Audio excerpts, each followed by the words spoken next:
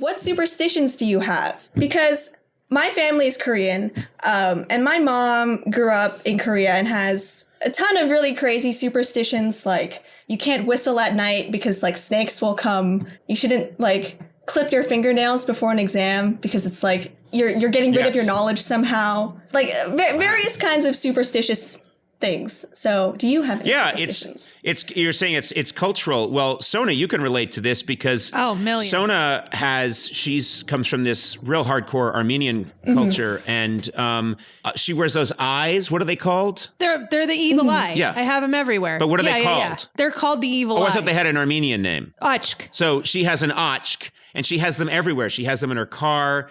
She has them hanging around. It's the first thing you see when you walk through the door of her house.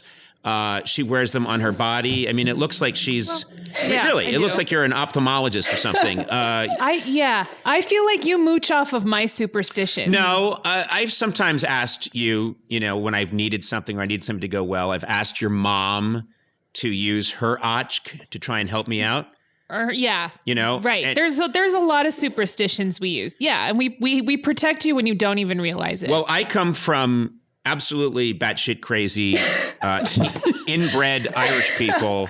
And I swear to God, our grandmother who, I think she was, when she was living with us, I think she was 97. And she lived in the house with us. There were 6 of us kids, and my mother and my dad and dogs and cats and parakeets. And it was just a madhouse.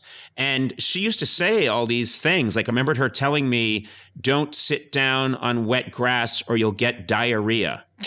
Wow. Don't sit down on wet grass. Now, that sounds less like a superstition than she thought that was real sound medical advice. Sounds like something she's telling you out of experience, just to... Well, I don't know. That's what she said. She said, don't sit down on wet grass. You have diarrhea. And there was this woman, I won't name her, but she worked with, she helped out and she helped take care of us because my parents were off working. And I remembered my brother Luke got a wart on his hand. And so she said, I'll fix that.